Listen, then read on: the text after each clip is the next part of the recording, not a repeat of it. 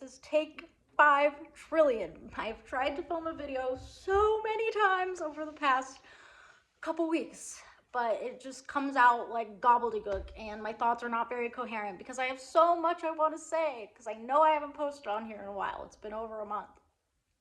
But I realized I don't need to say it all in one video. I don't even know why I'm trying. I'm allowed to post multiple videos. So I'm gonna try to keep this one a little more concise, and this is gonna be a more positive video because my last video was not the most positive. It was pretty much just me crying and lamenting about Kratom withdrawals.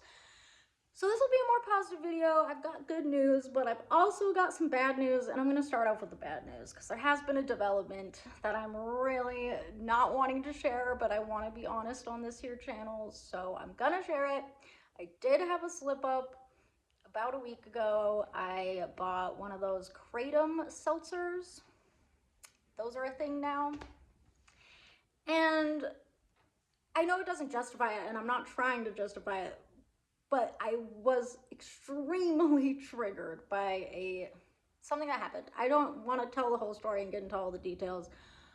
All you need to know is my boundaries were violated in a really big way for me, and kind of forced me into a situation where I had to stand up for myself and get angry and have a confrontation, which is something I struggle with to the extreme. That is one of the hardest things for me, is to have to be mean to people and get angry. It's so unnatural for me, but my boundaries were violated so bad that like I literally had to, and I was so shook up from that.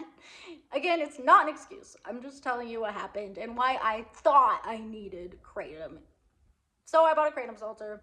My whole intention with buying a seltzer was like, it's a one-time thing. I just drink the drink and then there's no Kratom left over. Of course, that was my brain justifying it. But that's why I don't normally take the seltzers. I've only ever had one of those like feel-free things. Like I always took powder Kratom. But that was another justification in my mind. It was like, oh, it's not the normal way I take Kratom, so somehow that makes it better, whatever. That happened.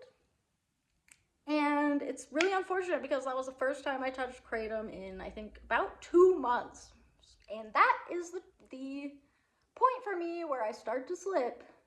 If history has shown, my history with relapses has shown, the 2-month mark, things get a little tricky. So I have to be so on my guard now, and I'm gonna be so honest. I've fucked myself so hard by slipping up and getting Kratom, because now I open that door just an inch and my brain is looking for any excuse to take Kratom again. Any excuse. And on my way home from work today, I like got it in my mind I was gonna get another one. It's crazy how powerful addiction is. It's crazy. The thought in my brain, and I could not.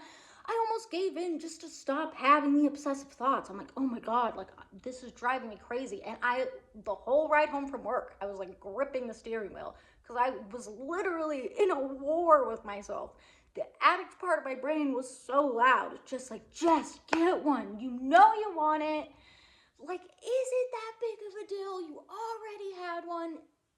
Is it that big of a deal? Yada, yada, yada. But the cool thing was, and I'm someone who believes in signs and stuff like that, car pulled in front of me as I'm having this whole battle and dialogue in my mind, a car pulled in front of me and the license plate said, never again. And I was like, are you kidding me? Because for real though, never again. Never again. And that strengthened my resolve, seeing that. I was like, no, never again. And happy to report, I did not go get Kratom, and I came straight home, and I immediately wanted to film a video because, like, yeah, I just feel like my resolve was strengthened a little bit, and that was really embarrassing for me to share. I feel like such a fraud that I'm making these YouTube videos, and like as if that, I don't know, positions me as some sort of authority, even though I've never claimed to be, and I know nobody sees me like that. I don't know. It's just probably my own internal shame. But I do want to be honest and raw and accountable on this here channel. So there was a slip up.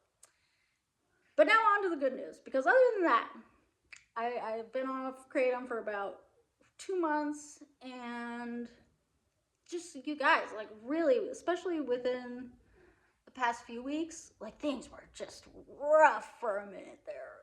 Rough. No good days.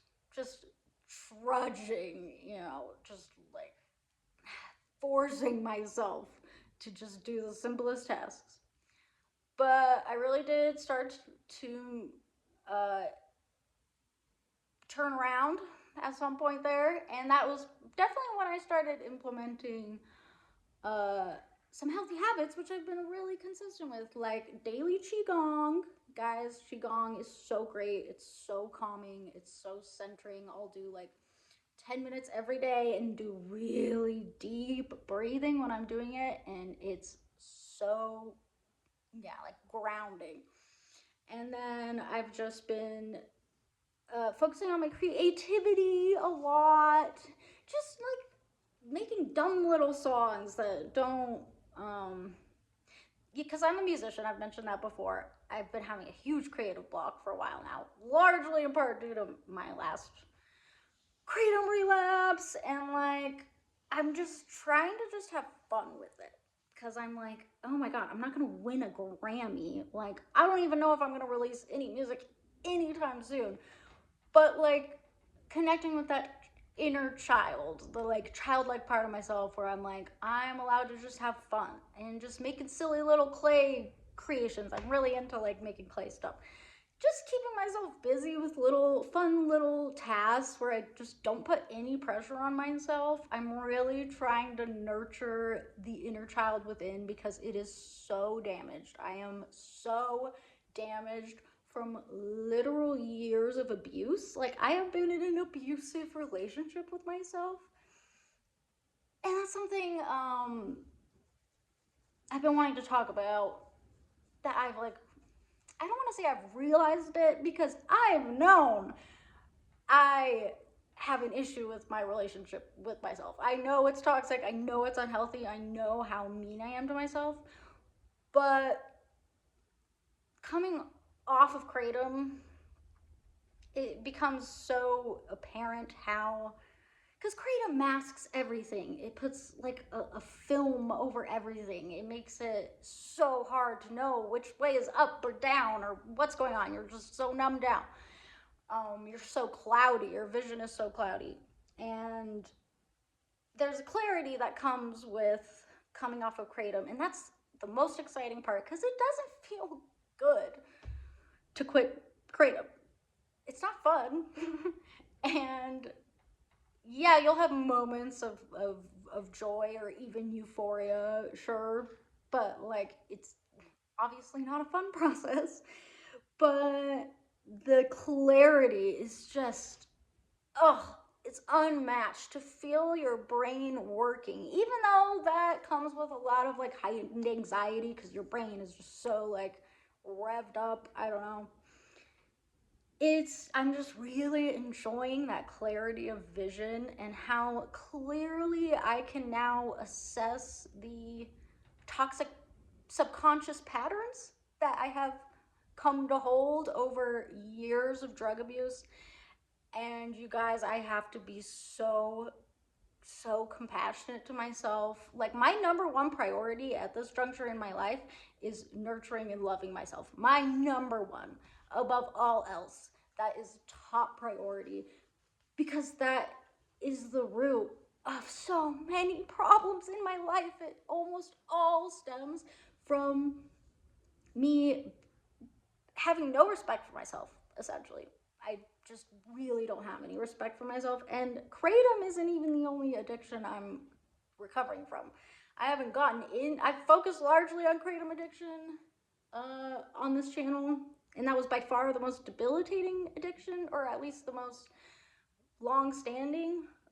But I'm also recovering from some severe Adderall abuse, which I would maybe like to get into more.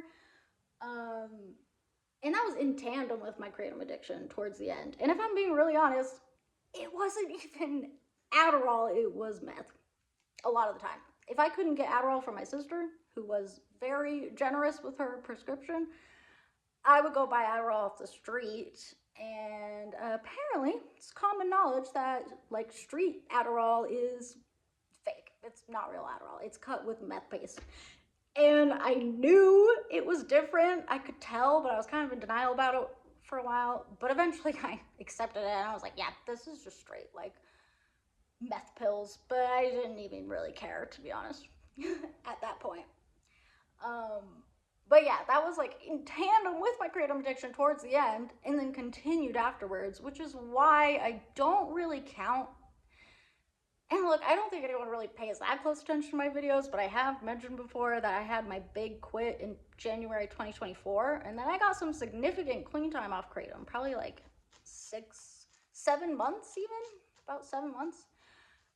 But I was heavily abusing Adderall / meth during that time, so I don't even really count that as clean time.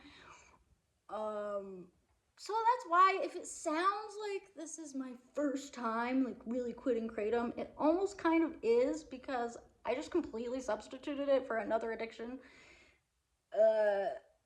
after that first initial quit. And then after I got off the stimulants, then began the carousel of relapses on Kratom. And then now here we are where I'm like going full sober gopher. All that to say, I am in like looking back at it, I'm like, oh my god, like things got really crazy for a while there. And I damaged my brain and my health and my relationship with myself so much that like, yeah, I basically need to put all of my energy into just like babying myself, like in a healthy way though, like just being so gentle. And that's why I'm not beating myself up for taking that Kratom seltzer, even though that sucks and I know that was a bad decision. I'm not gonna go into a shame spiral about it because I'm so vulnerable right now that if I go into a whole shame spiral about that and start berating myself, like that's a fast track to just falling back into addiction. And I refuse, because never again, you guys. And I'm just gonna keep building those healthy habits, gonna keep that natural dopamine flowing. And all in all, I'm feeling pretty good. I'm slowly but surely learning how to trust myself more. I can trust myself. And yeah, so I think that's it for right now. I'm gonna post more videos soon. I have a lot to talk about, like I said, but yeah, I hope you guys are all doing well, staying safe, staying hopefully sober, but if not, don't beat yourself up. And I'll see you guys in the next one. Thanks for watching.